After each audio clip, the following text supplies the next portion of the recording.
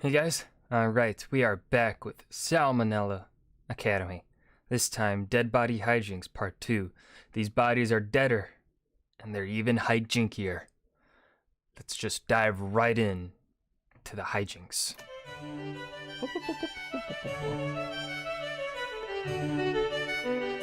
Amaze me, Salmonella. Hey kids, time to talk about more cases Amaze of me. stiff lifting from the days of yore. If you haven't seen part 1 yet, go check it out. His Or puns. don't. I'm a YouTuber, not a cop, unfortunately. Hold on, we gotta read the Police Academy. I'm a YouTuber, not a cop. Alright, Police Academy application name, Onella Samuel Maverick Renegade. 133 TH4 TH4X0R. Experience Call of Duty World at War through Black Ops 4. Ooh. A fairly experienced man, but he does not go all the way back to Modern Warfare. I'm gonna have to dock it. Doesn't even go all the way back to Call of Duty 3.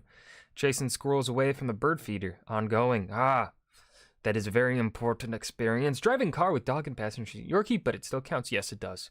One time I tried on a bullet. It was cool. Licking 9-volt batteries to simulate repeated references. Mom. Jake, paintball buddy who let me try on his vest. Love, Sam. Unfortunately, I'd this hire first him. tale doesn't feature an entire dead body, but I still found it interesting enough to talk about. So one day in 2012, a priest was riding a this is train out of freaking Italy when his recent. bag got stolen by a trio of thieves. Inside the bag was whatever normal personal possessions the guy happened to own, as well as a small vial containing the blood of none other than Pope John Paul II. So this begs the question, why did the priest have Pope blood in his bag? Well, an important way that the Catholic Church honors saints and other venerated individuals is the keeping of relics. These relics are ranked in terms of how close they were to the person at hand. You got something that's tangentially related to a saint in any way, that's a third class.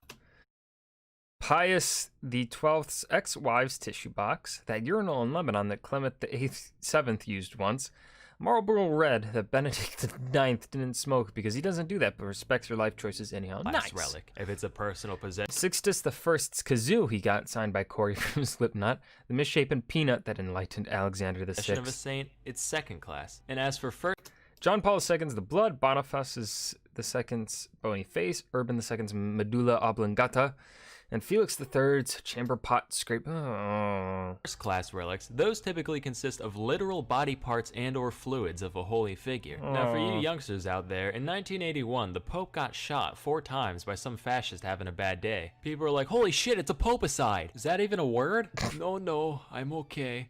Oh.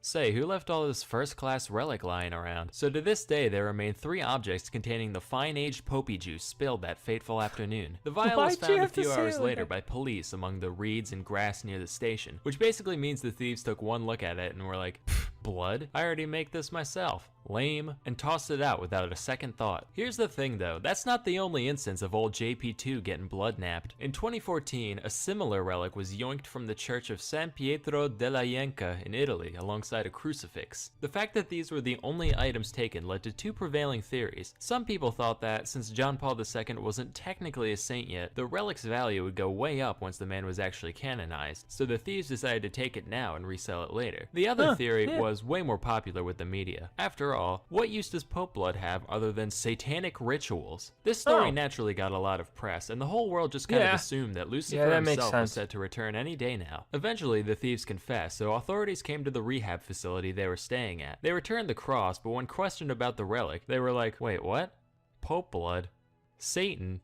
Do you guys need to check in here too? Eventually, it was found in a rubbish bin on the facility grounds, which means once again, it was just casually tossed out as nonsense. You ever throw out Pope blood? Because apparently, multiple people have done that on separate occasions just in the past 7 years. It doesn't end there, of course. In 2016, this happened a 3rd time when a piece of cloth with John Paul fluid on it was taken from Cologne Cathedral. I can't for the life of me find a follow-up to this story, which leads me to believe that they're just like, fuck it, Pope blood's more trouble than it's worth at this point. But if you guys can can find some conclusion to where it ended up, let me know below. Now, our next story begins with a man named Karl Tanzler, a German-born radiology technologist in early 20th century Florida. He looked kind of like Sigmund Freud, Florida. except even more evil looking. On the inside, he was a pretty normal dude, other than the fact that he claimed to have visions throughout his life of some mysterious dark-haired girl. Anyway, in 1930, while working at the Marine Hospital in Key West, he met a young woman by the name of Maria Elena Milagro de Hoyos, called Elena for short, and he said, "Oh my god,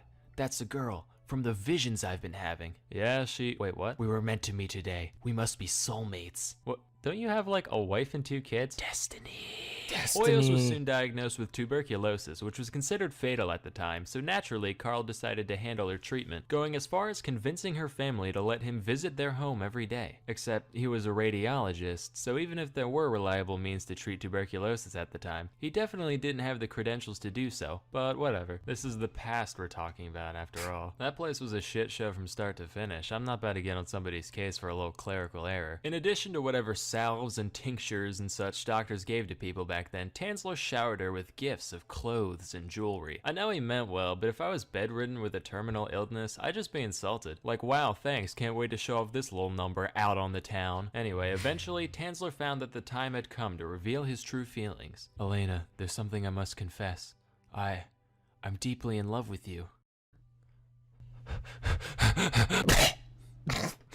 "I'm so glad you feel the same." Hoyos inevitably succumbed to the disease, leaving Tanzler heartbroken. He just wasn't ready to part ways with his pestilence-riddled sweetheart, so he asked the family's permission to commission an above-ground mausoleum for their daughter. And since this was the early 20th century, they said, "What a sweet, selfless man. I'm sure he'd never do this just so he could commit crimes against nature." Then he was like, "Oh yeah, by the way, could I have some of her hair too?" "Sure, kind stranger. Here's a bag of her hair we just had lying around for some fucking reason." Again, no red flags here. He went to visit her dwelling nearly every night for 2 years. Then finally one day he said, "You know what, kid? You're alright. Say, how's about we ditch this musty old mausoleum and go back to my place?" No. I'll take that as a yes. No. So he took her home in a little red toy wagon, which is ridiculous. It makes me picture him skipping around, whistling a merry tune. "Hey neighbor." Now here's a riddle for all you intellectuals out there. What do a dead body and a used PT Cruiser have in common? Sure, they both taste terrible, and you never want to be seen in public with one. Most importantly though, they're a depreciating asset. But hey, that didn't stop old gnarly Carly from sprucing her up any way he could, wiring her bones back together with coat hangers, replacing her skin with wax and silk, making a wig out of that bag of hair from earlier, and soaking the body in massive amounts of perfume and disinfectants, for obvious reasons. He claimed to have been instructed to do all this by Elena's spirit, which he would apparently talk to frequently. He also did, you know, that thing eccentric loners do with dead ladies in their house, but we won't talk about that. This went on for 7 years, 7 hot and humid Florida years, until 1940 when Elena's sister saw him dancing with some lady through the curtains. She's like, "Aw, how cute. I'm glad that old bag of lentils has finally found love." Walks in, comes to find out it's her fucking dead sister. So the cops come, but there isn't any conclusive evidence of any flirting and philandering with the body, so the only crime Karl could have been charged with was grave robbing. Except the statute of limitations was already up by the time he was found out, so they just took the body, tipped their hats, and went on their merry way. Tanzler still missed Elena dearly, but since he couldn't have her cadaver, he crafted a crude homemade effigy of the lady, which he lived with for the rest of his life. Here's the part that really gets me though. He apparently went back to live with his estranged wife once the jig was up. Just like, "Hey babe, I know we haven't talked since the whole corpse thing, but I've been having trouble making rent. Do you think I could come crash for a while?" "Sure, come right in. I'll take your coats. Would you and the demented life-size replica of your long-dead lover that you left me for like a cup of tea?" "I'd like one. None for her though. It goes right through her." Of course, I'm making all this out to be a horrifying thing for the goofs and gaffs of it, but at the time, a lot of people read the news stories about Tanzler, and many actually sympathized with the man. They saw him as the distraught, hapless romantic that he saw himself as. You know why they had that compassion? Because they listened. Say, what would the world look like if we all listened more? Sponsor time. Listening to audio. That wasn't as smooth as he usually does it. That's a more blatant sponsor time. And of course, I'm going to watch the fucking rest of the video when it's just that his sponsors aren't history related. So I don't react to them for these videos. There's no point in me reacting and putting more time in the video. There's no point. Yeah. This was interesting. I'm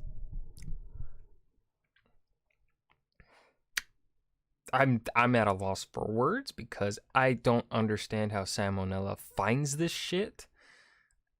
I really don't. And yeah, that's how that I'm just gonna leave it there. I hope you guys enjoyed it. Remember to leave a suggestion down below for what you want to see me react to next, and I will see you guys in the next video. Remember to leave a suggestion down below for what you want to see me react to next. I'll see you guys next time. Peace.